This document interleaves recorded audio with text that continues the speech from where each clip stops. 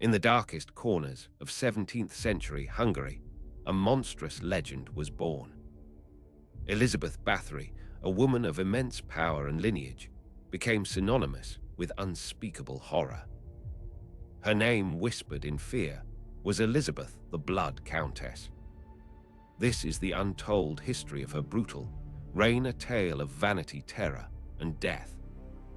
From 1560 to 1610, Europe was a land steeped in power struggles and religious fervor. It was an age where nobility wielded absolute authority, often without consequence. Born into this brutal world, Elizabeth Bathory belonged to one of the most influential and wealthiest families in Hungary. Her family tree was a twisted tapestry of power, madness, and disturbing eccentricities. Her relatives included princes, cardinals, and even a king of Poland, highlighting her family's extensive reach. The Bathory family was known for its warrior lineage, a history drenched in blood and conquest. They held vast estates and castles, symbols of their enduring power and influence throughout Transylvania and Hungary. This legacy instilled in Elizabeth a sense of entitlement and an awareness of her immunity to ordinary laws. From a young age, Elizabeth was educated in multiple languages and schooled in the arts of aristocratic life. Her sharp intellect was undeniable, but beneath the refined exterior stirred something unsettling, a hint of the darkness to come. Her upbringing in isolated castles fostered a sense of detachment from common humanity. At just 15 years old, Elizabeth was married to Ferenc Nadasdy, a formidable Hungarian nobleman known as the Black Knight. This was a political alliance between two powerful families, securing their combined influence. Their union was less about love and more about consolidating immense power and prestige. Ferenc Nadasdy earned his fearsome moniker, fighting against the Ottoman Turks, a constant threat to Hungary. He was a ruthless warrior, admired for his military prowess and feared for his brutal methods in battle. His life was a testament to the harsh realities of constant warfare and the unyielding defense of his lands. While Ferenc was away fighting, Elizabeth managed their vast estates and castles with an iron fist. She proved to be an astute and capable administrator, overseeing hundreds of servants and tenants. This period solidified her authority and independence, allowing her darker tendencies to slowly begin to manifest. Čachtice Castle, her primary residence, was a remote and imposing fortress nestled in the Carpathian Mountains. Its isolation provided the perfect cover for the atrocities that would later unfold within its thick stone walls. The castle itself became a character in the horror, a silent witness to unimaginable suffering. Early accounts describe Elizabeth's erratic temper and sadistic tendencies towards her servants even before Ferenc's death. She would lash out for minor infractions, inflicting disproportionate and cruel punishments. These initial acts of brutality were often dismissed as the harsh discipline of a powerful countess. It is rumored that Ferenc himself might have introduced Elizabeth to more extreme forms of torture.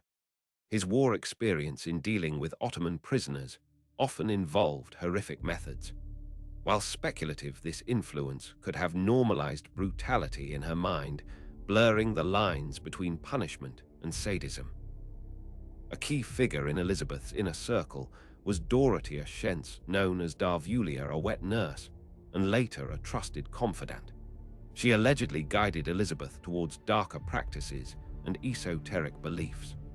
Darvulia's influence was insidious, slowly corrupting the Countess's mind and encouraging her nascent cruelty. Other accomplices included Ilona Jo, also known as Ilo, a young maid who became Elizabeth's most devoted and cruel aide. She carried out many of the Countess's horrific commands with a chilling zeal. Ilona was a product of her environment, twisted by fear and a warped sense of loyalty. Katalin Benica, another elderly servant and midwife, also became complicit in the atrocities. Her age and position gave her a level of trust among the local villagers, making her an effective lure for victims. Her willingness to participate remains a haunting testament to fear and desperation within the castle walls. Janos Ujvary, a castle steward known as Fico, was also deeply involved in the crimes. As a male servant, he often performed the physical disposal of bodies and the construction of torture devices. His participation speaks to the absolute control Elizabeth held over her staff. The first victims were typically young peasant girls working within the castle or on the Bathory estates. They were vulnerable with no family to protect them or voice their disappearance. Their social standing made them easy targets, and their absence easily overlooked by a society that valued noble lives above all else. The early acts of cruelty often began as punishments for perceived slights or minor mistakes. A dropped dish, a misplaced item, a moment of clumsiness. These innocent errors could provoke Elizabeth's wrath. The severity of the punishment far exceeded the transgression, setting a terrifying precedent for her staff. Beating and whipping were common initial forms of discipline, often escalating to extreme levels. Servants would suffer severe lacerations and bruises, sometimes to the point of incapacitation. The sounds of screams echoing through the castle became an unnerving part of daily life for the remaining staff. As her depravity deepened, Elizabeth began using needles to torture her victims. These fine, sharp instruments were used to prick and stab sensitive areas of the body, sometimes under the fingernails or into the lips. The meticulous nature of this torture highlights a chilling, calculated sadism. Freezing her victims to death was another method employed particularly during the harsh Carpathian winters. Girls would be stripped and left in the castle's courtyards or dungeons exposed to the elements. Their slow, agonizing deaths served Elizabeth's cruel amusement, a testament to her utter lack of humanity. Burning was also documented, with heated irons or candles used to inflict severe burns on the bodies of her victims. The smell of burning flesh and the screams of the tortured must have filled the castle's dark corridors. This particular method highlights the extreme pain Elizabeth sought to inflict. Some girls were reportedly starved to death, slowly wasting away in dark cells or forgotten corners of the castle. The prolonged suffering and utter helplessness of these victims is perhaps one of the most chilling aspects of her cruelty. Their emaciated forms were then secretly disposed of under the cover of night. Others endured gruesome mutilations, such as having their flesh torn by teeth or cut with blades. These acts were not merely punishments, but expressions of pure sadism intended to destroy the victim's physical integrity and spirit. The castle became a charnel house where innocence was systematically ravaged. Ferenc Nadasti passed away in 1604, leaving Elizabeth a widow at the age of 44. His death removed any perceived restraint or external influence on her behavior. This event marked a significant turning point, triggering an accelerated descent into unchecked brutality and depravity. With Ferenc gone, Elizabeth's obsession with retaining her youth and beauty intensified. She reportedly became increasingly fearful of aging and losing her alluring appearance. This vanity fueled her most infamous and grotesque crimes, blurring the line between self-preservation and horrific delusion. The legend of the blood baths emerged from this period, an idea sparked by a supposed incident. While being attended by a young maid, Elizabeth struck her in a fit of rage, drawing blood. When a drop landed on her skin, she imagined it made her look younger. This moment was pivotal, a chilling epiphany for the Countess. Believing she had discovered the secret to eternal youth, Elizabeth and her accomplices began a systematic campaign of abduction and murder.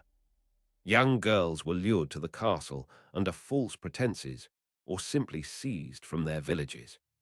The once feared fortress now became a designated trap, a hunting ground for its mistress.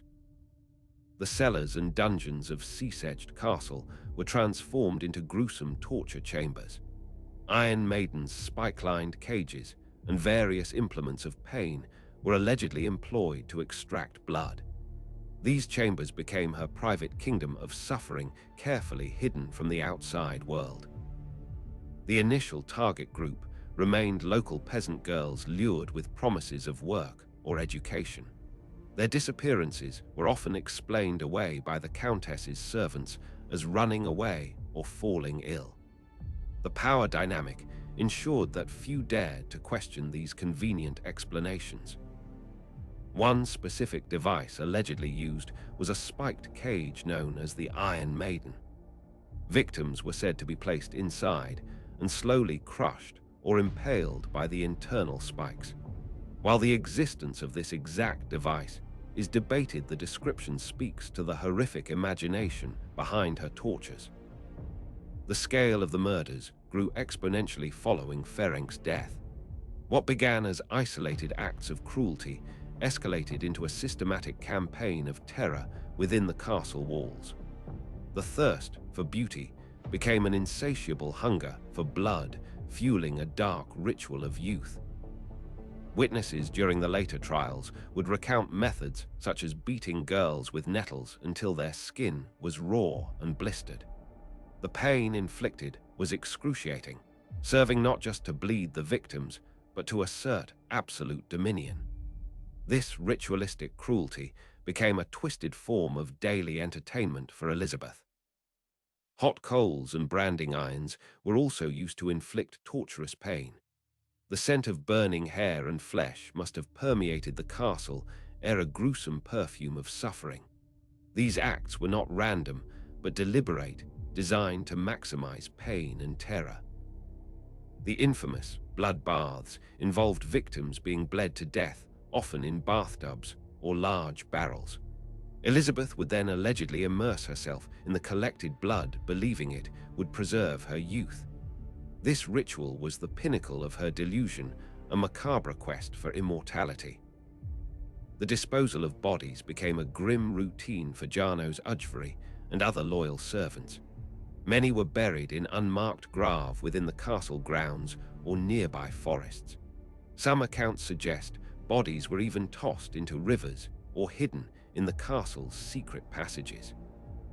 The sheer number of victims is disputed, but contemporary estimates ranged from dozens to several hundred.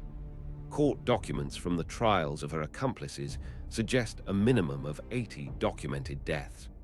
The true count, however, may never be known, lost to the shadows of history. As local peasant girls became scarce, Elizabeth began targeting daughters of lesser nobility. These girls were drawn to Čachtice Castle with the promise of a superior education and courtly etiquette. The castle transformed into a deceptive finishing school, a facade for its dark purpose. The switch to noble victims raised the stakes significantly. These girls had families with connections who would actively seek them if they disappeared.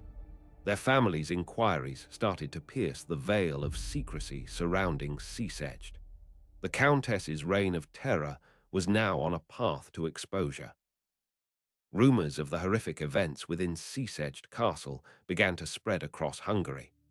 Whispers of missing girls, screams in the night, and strange burials fueled growing suspicion and fear. These dark tales painted Elizabeth Bathory as a monstrous figure, a true demon in human form. Church officials and local clergy became increasingly alarmed by the missing girls and the disturbing rumors. They were among the first to formally report their suspicions to higher authorities. Their moral duty compelled them to act despite the immense power Elizabeth Bathory wielded. King Matthias II of Hungary eventually learned of the grave accusations against the Countess. Political pressure mounted as more noble families demanded answers. The king's hand was forced. He could no longer ignore the escalating scandal that threatened the stability of his kingdom. György Thurzó Palatine of Hungary and Elizabeth's own cousin was tasked with investigating the allegations. This assignment was a heavy burden, as it pitted family loyalty against justice and political obligation. Thurzo was a pragmatic and powerful man known for his integrity. Thurzo began discreetly gathering evidence, conducting interviews with villagers, servants, and escaped victims. He amassed a terrifying collection of testimonies, painting a grim picture of the horrors within Čachtice Castle. The sheer volume and consistency of the accounts were undeniable. Despite Elizabeth's vast wealth and connections, the evidence against her became too overwhelming to ignore. Her family's attempts to suppress the investigation proved futile against Thurzo's relentless pursuit of justice. The Countess's power was finally beginning to wane under the weight of her monstrous deeds. On December 29, 1609, Georgi Thurz led a company of soldiers to Čachtice Castle. The raid was sudden and decisive, catching Elizabeth and her accomplices by surprise. This was the day her reign of terror was finally brought to a chilling halt. What Thurzo's men discovered inside the castle walls was beyond their worst nightmares. They found dead and dying girls, their bodies bearing the marks of unspeakable torture. The air was thick with the stench of decay and blood, a testament to years of unchecked horror.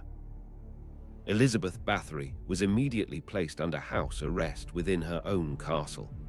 Her powerful status prevented a public trial and execution, protecting the reputation of the Bathory and Nadasdy families.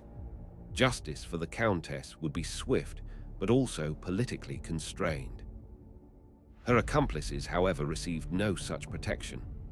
Alona Jo Dorotea Shentz, Katalin Banica, and Janos Ujvari were arrested and subjected to brutal interrogations. Their confessions would provide the horrifying details of Elizabeth's crimes. The trials of the accomplices took place in January 1611. Under torture, they provided chilling testimonies detailing the methods, the number of victims, and Elizabeth's direct involvement. Their words painted a vivid and horrifying picture of the events within Čachtice. Alona Jo and Dorotea Shentz were found guilty and sentenced to be burned alive. Their agonizing deaths served as a grim warning to others who might consider aiding such depravity. This public execution reinforced the severity of their crimes and the consequences of their complicity. Katalin Banica was spared the pyre due to her age and was sentenced to life imprisonment. Janos Ujvari received a beheading for his role.